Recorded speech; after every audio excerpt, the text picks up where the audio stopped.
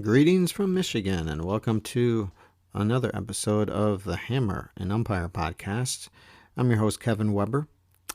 I've got several things for you in this new edition of the podcast. I'm going to talk about getting back in shape and some habits that hopefully you have maintained. If not, if you've slipped off, take a listen and try to redevelop your habits so that you're in good shape when you're finally able to get back on the baseball field. Talking about game management. We've mentioned this topic before, but managing a game is the thing that separates umpires from other umpires and allows you to move along in your career and get other opportunities. So we'll touch on that topic again in a slightly different way. As always, I've got an umpire spotlight. This week is current Major League umpire Gerry Davis, and I'm going to do a little history lesson. I'm a history teacher. High school history teacher here, and baseball history is very fascinating. And I'm going to talk for a little bit about Deadball Era umpires and their contributions to the umpiring profession and the things that we do today. It is something that they don't really get the credit for, and some of the conditions that they had to work in and kind of establishing modern umpiring. Hopefully you guys have been safe and healthy, and see some states around the country are starting to open up. Michigan, hopefully here, will open up a little more by the beginning of June. Still hoping that I can get on the baseball field and assign some games for others to get on the baseball field by that time. But we'll see. We have our stay-at-home order until May 28th. So we'll see how that goes. Feel free to email me, spinalfusion06@yahoo.com. Send me a message via Facebook at The Hammer Podcast, or tweet me at Kevin R. Weber. Let me know how things are going. You can also leave me a voicemail, of course, too. I love the voicemails. I've only gotten a couple here and there, but it's great when I get those. You just got to go to the Anchor Podcast site, and you can leave a voicemail of 60 seconds or less. And let me know how things have been going for you. Have you been able to get back on the field? What are the, how's the pandemic working out in your particular state or country or wherever you might be? And when might you be able to get to umpiring? If you are umpiring, I'd like to know how it's going and how they're implementing things. Are they doing stuff like they are in South Korea with the masks and things like that? We'll see. So anyway, I think I've got an interesting episode for you. So sit back and listen to another episode of the Hammer and Umpire Podcast.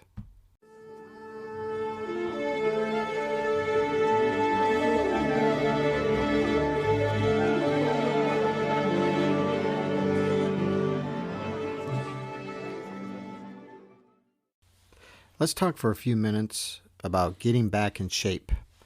Some of us have been sitting around a lot more than we normally do because, stores are closed, places we go to are closed. We can't officiate, umpire like we normally are doing at this time of the year. And so we've gotten maybe a little bit more lazy than we normally are. So we hopefully are going to be back on the baseball fields soon. And we got to make sure that we're back in shape and we're doing some good things with our body and with our nutrition and with our mental state, right? And all of this comes around and evolves around habits, the habits that you had developed before the pandemic and now that you've gotten away from. So you need to think about those things, Maybe you're a person that was a consistent runner, or maybe you consistently went to your gym, or you consistently worked out in some fashion, and for whatever reason, you're not doing that now. You need to, before we get out back on the baseball field, slowly start to get yourself back in shape. It's kind of like a diet. You can't just suddenly cut everything in the world out of your diet because, hey, that stuff's all bad and change, do like a whole 180. If you haven't been doing the things that you should be doing, you can't just do a 180. You got to try to add a few things in and get that 1% better every day that that you can. All right, and have a certain mindset out there too. All right, so habit building. This is like discipline building, right?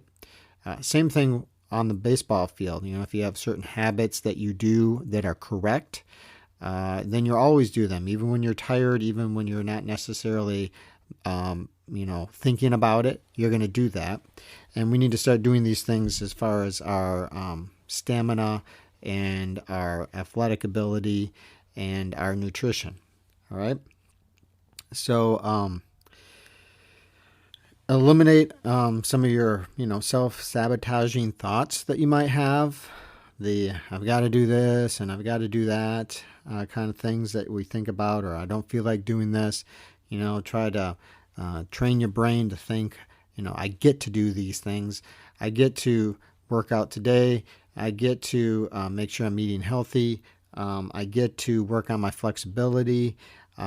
I get to make sure I get a good night's sleep, all those kind of things that you have. All right. So it's all about having a system to do it. All right. There are probably some things that hopefully were working well for you beforehand, and your system has been kind of out of whack lately. And so you've got to try to get that system back and re-oil it and make sure it's working properly so that you can hit the ground running when it's time to get back on the baseball field. All right. And the big thing is, improving by 1% each day. If you've improved more than that, that's great. And celebrating those 1% victories and then continuing to get better. And hopefully that carries over and you just see some big improvements over the next, months or whatever we might have available here for the rest of the baseball season. So some things to think about.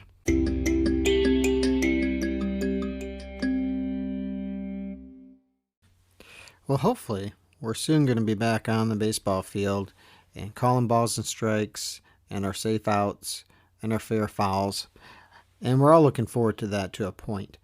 One thing, though, that I think is in the back of our minds that we don't necessarily want to think about is that we're going to have to deal with the typical irritating coaches or players or fans or other things that happen throughout a baseball game or any other sporting event that make it difficult to umpire and to officiate. As we know, if it were that easy, then everybody would do it. But it is a challenging thing, and managing a game and managing people is one of the more challenging things that we have to do. In some ways, it's more challenging than the actual calls that we make, right? So you need to start thinking about those things and how you are going to maintain your poise and your dignity and manage your baseball games, okay? And what you are willing to put up with. Now, you know these things before, but you need to think about them before you step back out on the baseball field from this time off that most of us have had.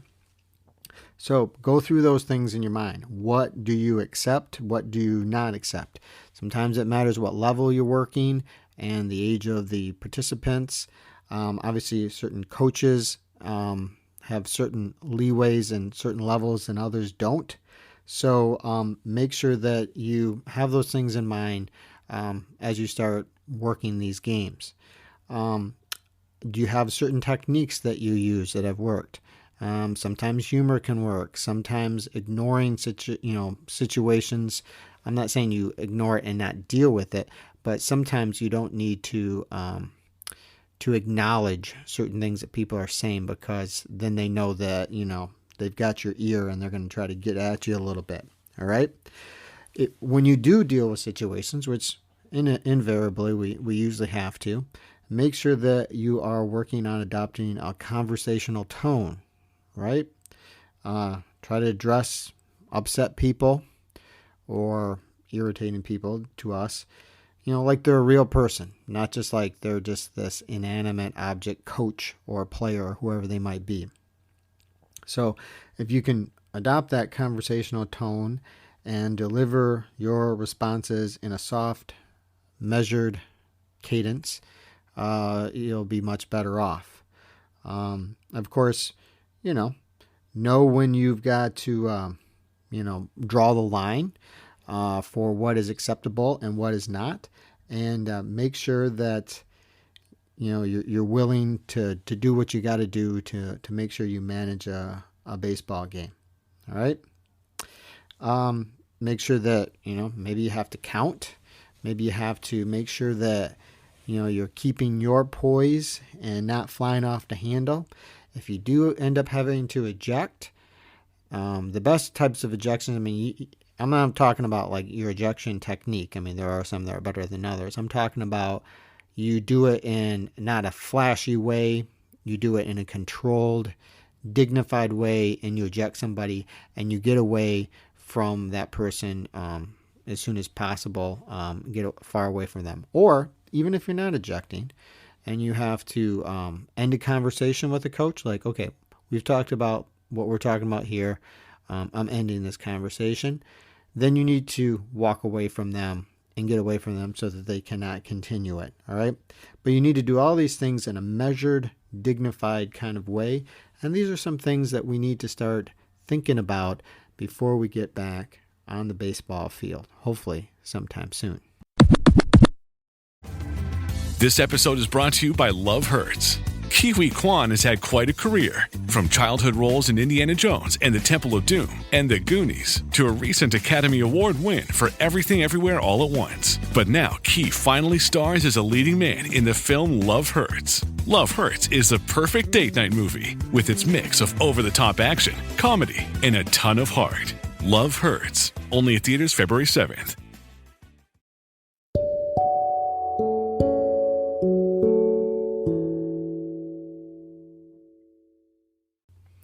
I'd like to talk for a few minutes about Deadball Era umpires and what they did for baseball. So you might or might not be familiar with the deadball period. If you are not, that is from the beginnings of baseball in the later 1800s up through usually they say 1919. So usually 1920 starts the modern live ball era. Okay, and that kind of, that coincides with Babe Ruth. When Babe Ruth started to hit all his home runs, especially he hit a bunch of home runs in 1920, but he hit 59 home runs in 1921, and that is like the beginning of the live ball era and the end of the dead ball era. So we're talking like the 19 teens and before, okay? So turn of the century up through that about 20-year period. 1901 is when we had both major leagues around. And the National League was around first. That's where the senior circuit. And then the American League, the junior circuit, started to really get going in 1901. And then we started seeing the World Series played and things like that. Okay? So very little has been written about dead ball era umpires who established the foundations of the modern umpiring profession, things like the implementation of umpire signals, the two umpire system, more support from league authorities for umpires.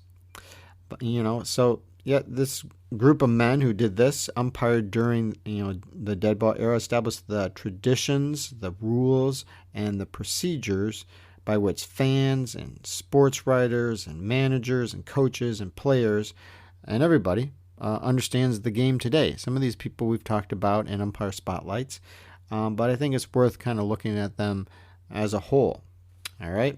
So one of the first major developments that they came up with was when they figured out how to use signals, umpire signals, during the dead ball era to formalize communication between fellow umpires and players and coaches and fans. So before the first public address system arrived at the Polo Grounds in 1929, umpires would announce lineups or changes in lineups by using a megaphone. Can you imagine doing this now? So as for signals like safe, out, fair, foul, strike ball, and things like that, it's not too clear. A lot of people think that Cy Rigler is credited with raising his right arm to call a strike. We talked about him before. Doing that in 1905 in a minor league game. When it came to the majors in 1906, he found hand signals were already in place because Bill Clem, who we've talked about before, had been using them using fair and foul signals in the minor leagues. Clem started this in his interview. Stated this in his interview that he had back in the day, that there is, but there's no independent, confirmation that he's the one for sure. So it could be Cy Rigler, it could be Bill Clem, it could have been somebody else. We don't really know. But anyway, by 1906, many umpires, including Rigler, Clem, and others, were using signals, and the use of this communication was becoming more widespread, which is good, and we all use that today. By 1907, some publications began to push for more widespread adoption of umpire signals in the major leagues. Sporting Life, citing an article from the Chicago Tribune, said that the Tribune's agitation for a system of umpire gestures to indicate decisions seems to be far-reaching and very popular.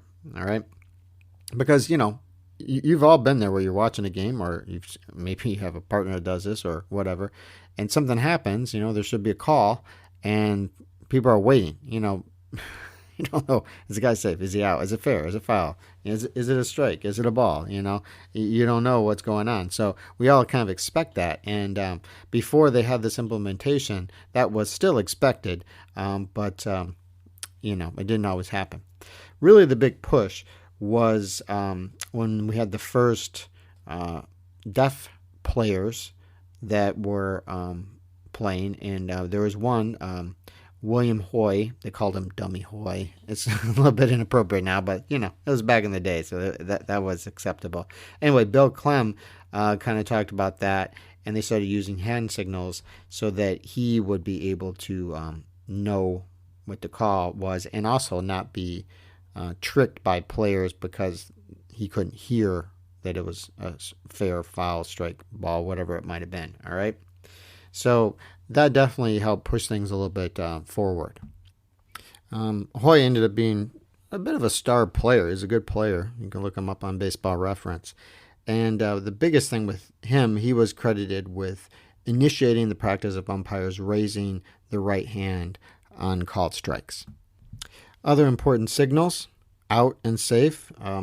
Bill Clem takes credit for this. Again, we don't know for sure, but he said that he invented the standard safe and out signal used by umpires. The jerk of the thumb over the shoulder for out, which people don't really do now, but they used to do that, and that's how he called an out. And the palm down gesture for safe. And if you see old clips of baseball games, especially, let's say, from the 1930s and before, that's kind of the way they would do things. Well, even into the 40s and 50s, I guess. So he took credit for that, and obviously that is very expected now. We have it more uniform the way you're supposed to do those signals, but back in the time, you're just supposed to give some kind of signal so that people kind of know what the heck is going on. So the next innovation of the Deadball Era umpires was the use of multiple umpires. So during the first 8 years of the Deadball period, so we're talking like turn of the century to like around 1910-ish, all right, 1908, 1909, 1910, the owners at the time believed only one umpire was needed unless in a key game or in a pennant race or something like that, something was important. So in 1908, the three contenders in the National League, the Cubs, the Giants, and the Pirates, had two-man crews a little over 80% of the time. Now, if you know your baseball history, that was, well, for both leagues, American League and the National League, like one of the closest pennant races ever. It was crazy close, like within a game and like a half game in both leagues, okay? So in the American League in 1908, games between Cleveland and the White Sox all had two-man crews. And then in 1909, both leagues effectively had two-man crews, but the major leagues did not formally adopt the two-man rule until the beginning of the 1912 season. Just let it sink in for a second. Umpiring a Major League Baseball game or the caliber of that with by yourself, or even just with two-man, okay? So from the standpoint of both the American and National League presidents and owners, augmentation of field staff to more than one umpire came slowly. All right. So in many ways, having two umpires on the field, in very simple terms, involved money, as we always know now, right? I mean, people will complain. It's not necessarily the best thing I always say. I mean, there are times and places to say it, but if somebody wants to complain about, working two-man and something, and they didn't think that somebody was quite where they're supposed to be, well, if you had it, three-man or four-man crew out there, then you definitely would be much better off and be able to be in position to make pretty much every call if you're working the system properly. In the early days of umpiring, with a lot of the umpires that I've mentioned and umpire spotlights, those are really the only on the staff kind of umpires. A lot of these umpires, especially the guys that would come in to work, in a two-man crew or work the bases or something like that, were just part-time guys, and it wasn't like a long-term kind of thing. You didn't really make a career out of umpiring. Most guys did not at the time. So, and frequently too, if you were one of the more respected, better umpires, a Bill Clem or somebody like that, you worked the plate almost all the time. He probably worked the plate 80% of the time in his games. I mean, obviously, if you're working by yourself, you're working the plate. But even when he would work with a partner, he'd always get the plate because they're like, well, he's really good at balls and strikes, so he gets the plate. Okay. Now, he got more games because of that. I'm sure some of you out there, I mean, we like working the plate, but if you had to work it, days and days and days in a row, that gets a little tough, and your ability to be consistent might go down a little bit because of that. But nonetheless, that's the way that they did it back in the time. So another Deadball Era umpire innovation is ejections, all right, which is very standard nowadays.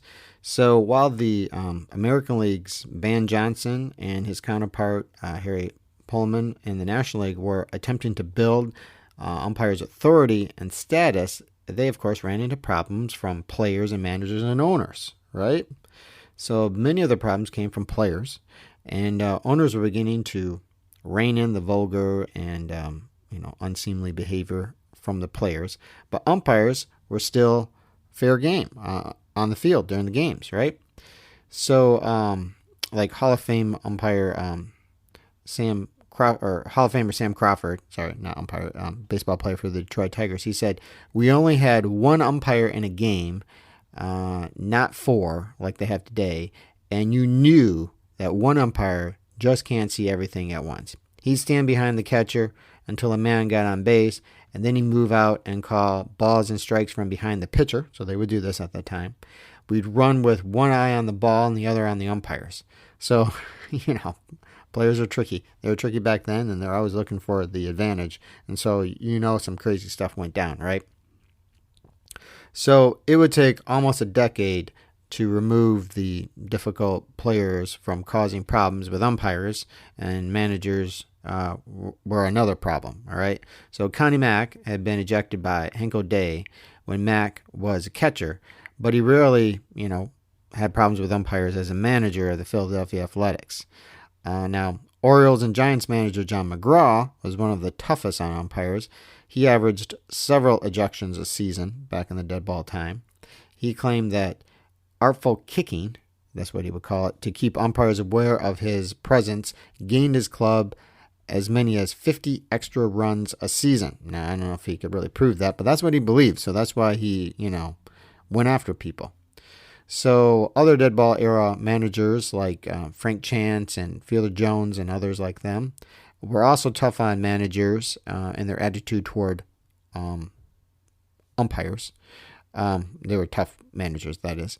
Clark was flexible in his attitudes with umpires in 1908 when he decided that the best approach in a close race was to keep his players eligible and to leave umpires alone. Probably a good idea, right? Clark told Sporting Life, "There's nothing to be gained by paying attention to the umpires, but it may mean a big loss when men get put out of the game, ejected." So during the pennant race in 1908, the New York Giants led the league with 20 ejections. The Cubs had 6, and Clark's Pirates had only 3, and they ended up doing quite well, but the Cubs ended up winning the pennant.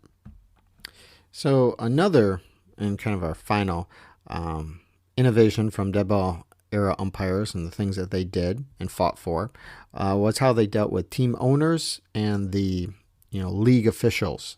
And of course, it was two leagues at the time, National League and American League. The National League was known as more of a rough and tumble kind of league. When the American League was formed in 1901, Van Johnson was the guy that formed it, and the commissioner of that league and everything, or the president, that is.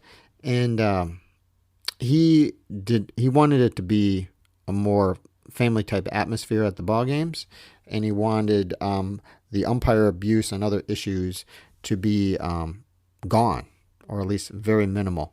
All right. So he had more leverage to do that because he formed the league, and he thought that abuse of umpires was like basically one of the worst things you could do. All right. So he said repeatedly it was the number one crime an American leaguer could commit. So he required umpires to file reports of serious incidents that occurred during games. If an umpire lied to Johnson, he was done as an umpire in the league. This is always a thing to talk, with your assigners and supervisors. You don't lie to them. Even if you did something wrong, you got to fess it up, okay? You can't do that. The league's first major league season in 1901 was easily the worst in terms of umpire quality. The staffs were mediocre. A lot of the good umpires were in the National League, so they had some issues.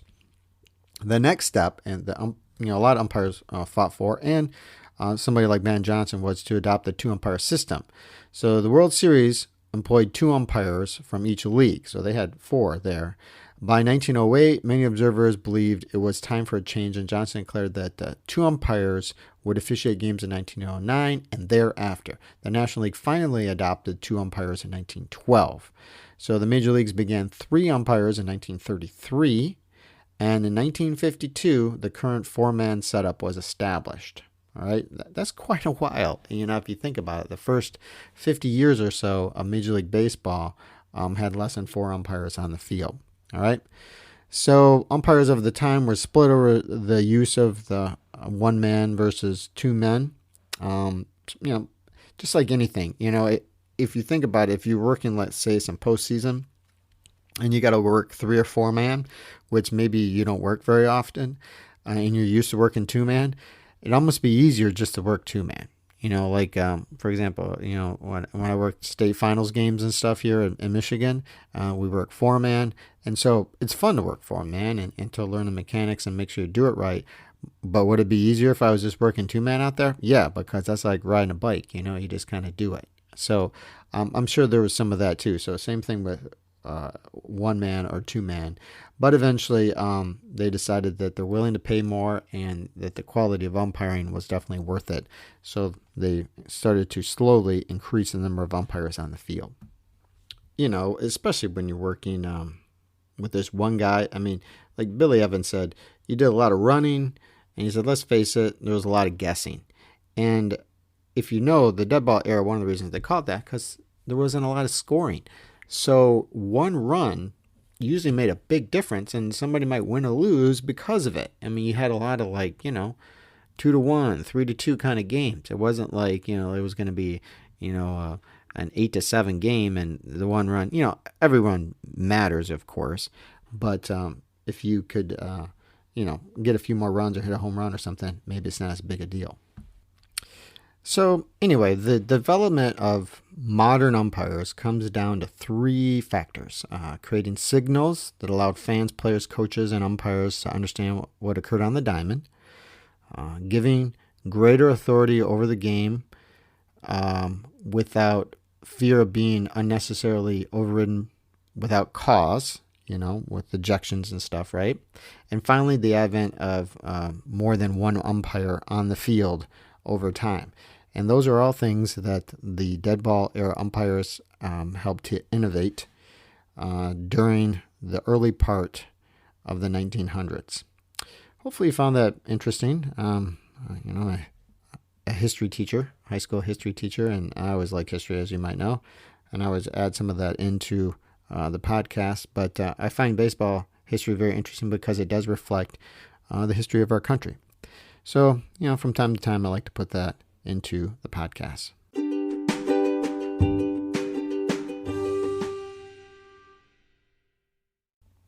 This week's umpire spotlight is current Major League umpire Gerry Davis.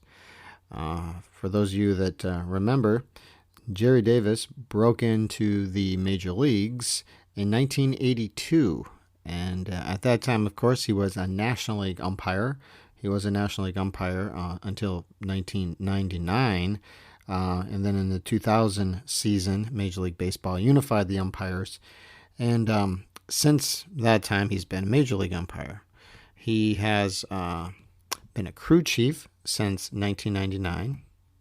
He's worked in 5 World Series, 9 League Championship Series, and 11 League Division Series. He's also worked in the All-Star Game 4 times.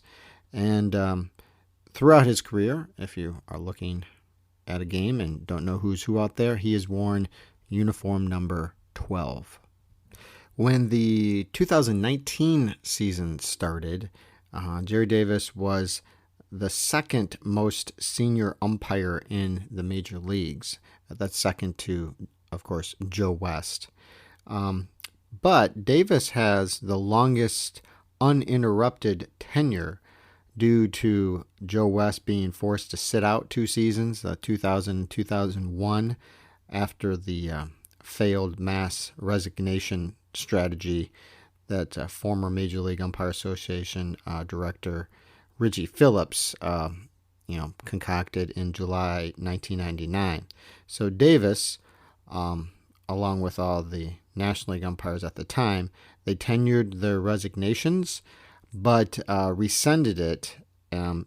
Davis rescinded it and was not chosen as one of the 22 Major League umpires to lose their jobs by Commissioner Bud Selig at the time and MLB Executive Vice President Sandy Alderson.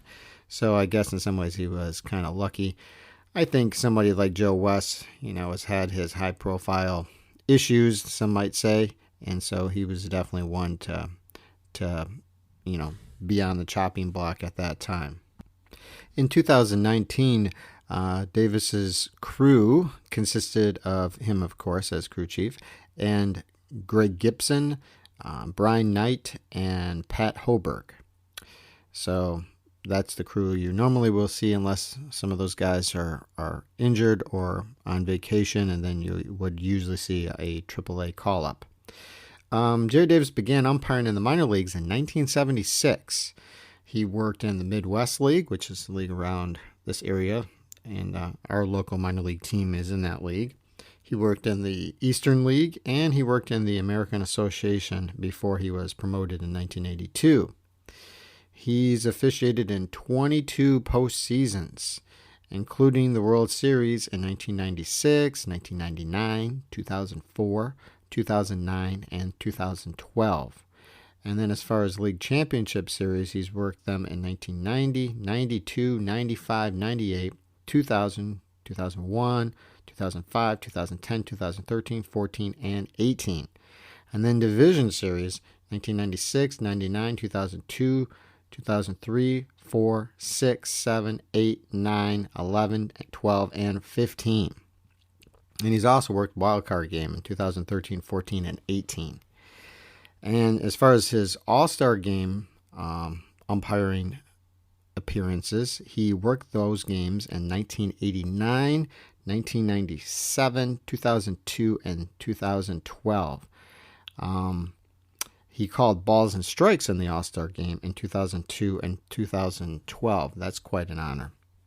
With such a long and illustrious career, Davis has had some notable games and moments that some of you might recall.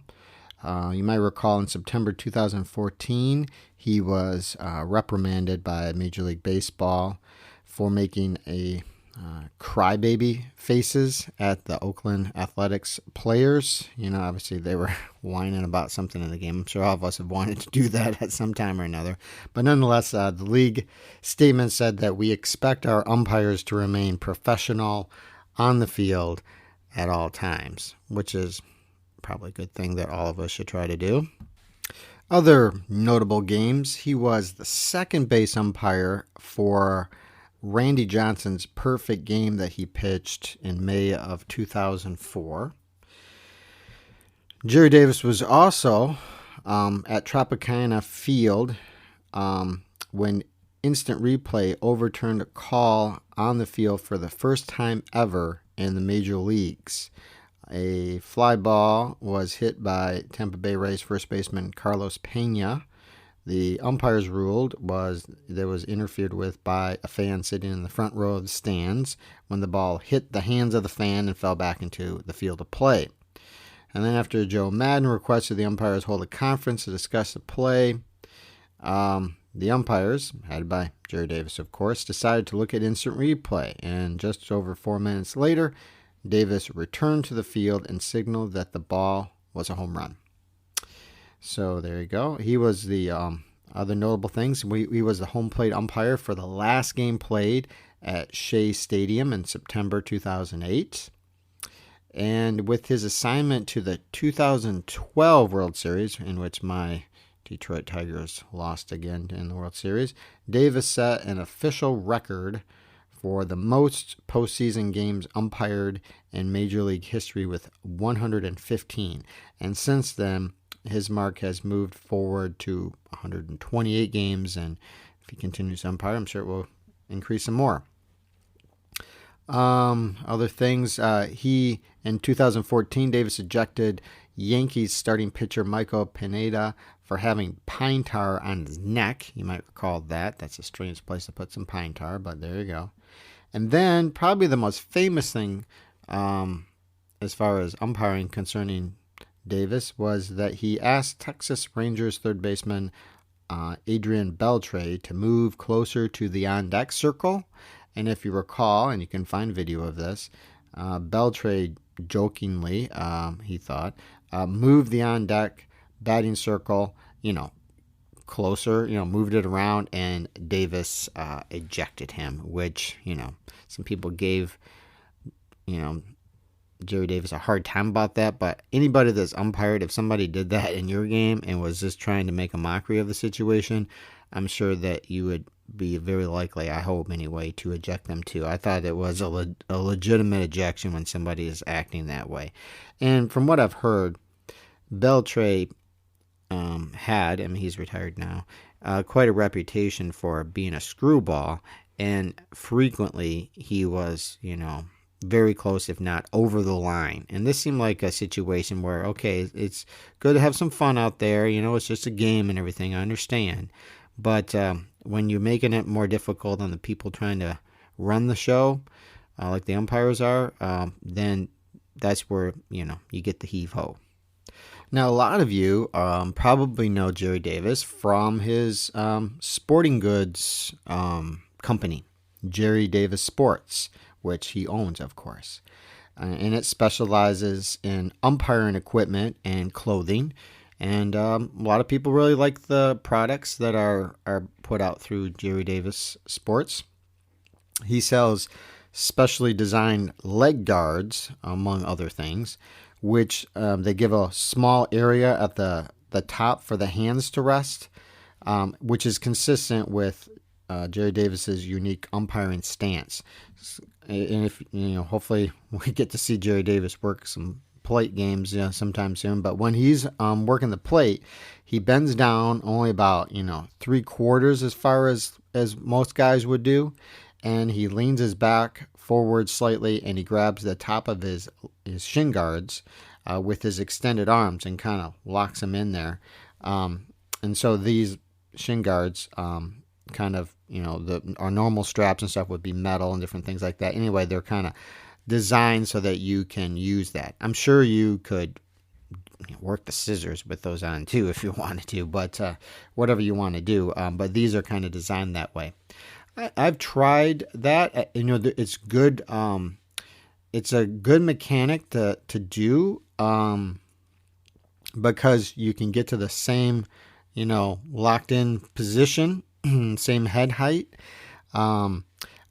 I think that works great for professional umpires and major league umpires because they don't get hit on the hands as often as amateur umpires like we do because, well, one, catchers are pretty much 99.9999% of the time going to catch any ball on the inside. But, if if you're working high school ball and below, sometimes, man, they just screw things up. I mean, even stuff above that. I mean, even if you're working collegiate ball, So I don't like having my hands exposed there. So I kind of have gone away from that. But I'm sure some of you out there might use that. And if that is something you do, if you kind of work games in a Gerry Davis style stance, then you might want to look into the shin guards. Maybe that would be more comfortable for you and his other products out there. All right. So that is our umpire spotlight for this week. Gerry Davis.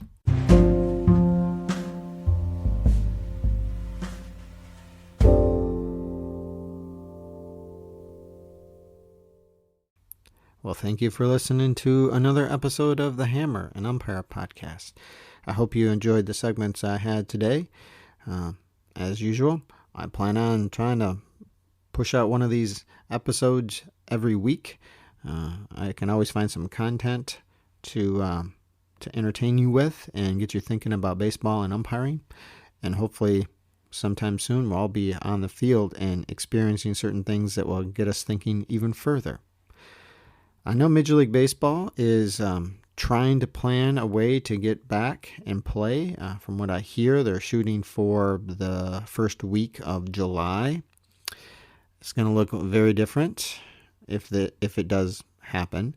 I think that either they're going to be playing in empty stadiums or they're going to be, playing in southern locales or something like that. They're talking about having the designated hitter in both leagues, which, I am a bit of a baseball purist, so I do like it. I like the chess match of a game that has the pitcher hitting, but I get tired of watching pitchers hit. And since, everything has been implemented, the leagues aren't really separate anymore. So you either need to have no designated hitter or a designated hitter. And the Players Association is not going to get rid of the designated hitter because a veteran player frequently, somebody, let's say like a Miguel Cabrera, can extend his career and have that roster spot. And he's still a good hitter, and he never was that great in the field, but he's less so now. So they're not going to give that up. So you might as well implement it in both leagues and have them uniform. Then you have it in the postseason all the time, and you have it particularly in the All-Star game because it's ridiculous to have pitchers hit in an All-Star game. And that's just probably the better way to go. That's just kind of the way it is. And people like to see the offense anyway. So we'll see if they're able to get back on track. They can do that with no fans and all the other things because a lot of people watch sporting events on television, and that's their biggest draw anyway, whether it be baseball or other sports, is the television contracts that they have. For us that work amateur sports, that's not necessarily the case. I mean, I know technically big-time college football is amateur and things like that, and they have their big television contracts. But if there's not a big television contract, it's kind of hard to, pay for everything that you need to pay for if you don't have a gate and you don't have, you have all the travel expenses. I mean, most of the time, baseball in smaller colleges and definitely in high schools and everything are just a money suck if you really want to think about it. I mean, think about like a JUCO school or a small D3 school or even D2 schools and stuff. They just spend a lot of money to not make any money. And then they pay us to umpire those games. So you see like in Southern California how they're not going to have face-to-face classes there.